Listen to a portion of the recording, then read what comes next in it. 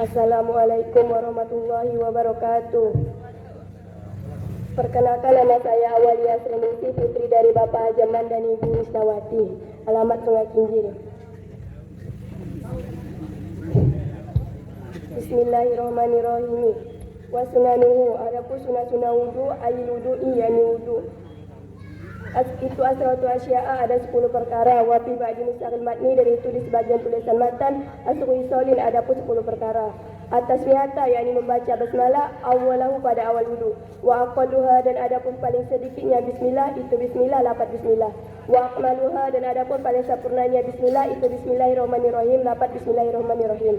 Fa in taroka, maka apabila meninggalkan siapa man atasmiyata terhadap bacaan basmalah awalahu pada awal wudu, atau maka boleh dia dengan baca basmalah fi asna'ihi pada pertengahan wudu. Fa in faragha, maka jika telah selesai siapa man minal wudu, ini dari wudu, lam yati, maka tidak melakukan siapa man dia dengan baca basmalah. Sunnah wudu itu ada 10. Salah satunya adalah Baca basmalah. membaca basmalah. Ketentuannya gimana basmalah? Aqalluha, paling sedikitnya basmalah adalah Bismillah. Terus? Akan tetapi yang paling sempurna yaitu membaca Bismillahirrahmanirrahim. Sempurnanya Bismillahirrahmanirrahim. Terus yang kedua, Jika telah selesai membaca, jika tidak membaca Bismillah di awal wudu, maka sunnah membaca Bismillah di pertengahan pelaksanaan wudu. berarti rinci. Kalau di kitab itu rinci, Pak, Bu. Kalau di kitab itu rinci pengertiannya, karena langsung detail. Satu bab ilmu, satu pembahasan, satu hukum dibahas selesai, baru hukum yang lain. Nah, inilah perlunya kita nanti mempelajari kitab kuning. Perlukah mempelajari kitab kuning? Perlu. Karena kalau kita belajar ke Al-Quran tidak bisa. Banyak orang bisa baca Quran tapi tidak tahu artinya. Banyak yang tahu artinya tapi artinya lewat terjemah. Tidak bisa, tidak rentet, tidak detail.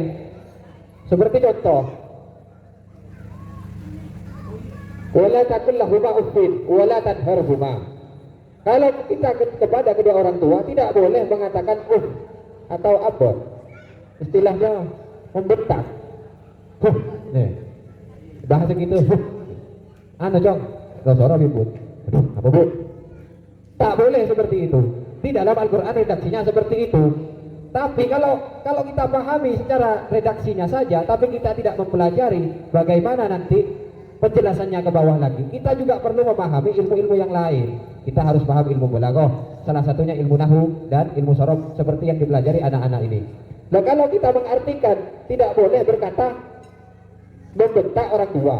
Di Al-Quran itu tulisannya tidak boleh membentak orang tua. Berarti yang tidak boleh itu cuma membentak, mengetik orang tua, boleh berarti. Nah, kan seperti itu, Pak. Kalau tidak paham ilmu nahwu, ilmu balaghah dan lain sebagainya untuk memahami sarana untuk memahami kitab, memahami Al-Quran, maka tidak bisa menerima Al-Quran. Kalau yang ada terjemahan itu bukan buatan ulama, buatan Departemen Agama terjemah itu. Kalau yang karangan ulama itu dijabarkan lewat kitab-kitab kuning. Berarti yang boleh, yang tidak boleh itu hanya membentak. Menyepak orang tua berarti boleh. Itu termasuk qiyas alawi. Kalau membentak saja tidak boleh, apalagi nyepak. Berarti kan lebih parah. Kalau yang membentak saja yang mudah itu tidak boleh, apalagi yang lebih daripada membentak itu. Nah, berarti harus mempelajari ilmu lebih dalam lagi. Kalau kita langsung ke Al-Quran tidak bisa. Memang semua ilmu itu berasal dari Al-Quran. Memang berasal dari Al-Quran. Namun oleh ulama diperas pengetahuan daripada Al-Quran itu, keluarlah, jadilah ilmu fikih, ilmu tauhid, ilmu akhlak dan lain sebagainya. Dulu tidak ada ilmu fikih, tidak ada ilmu akhlak, tidak ada ilmu tauhid, tidak ada.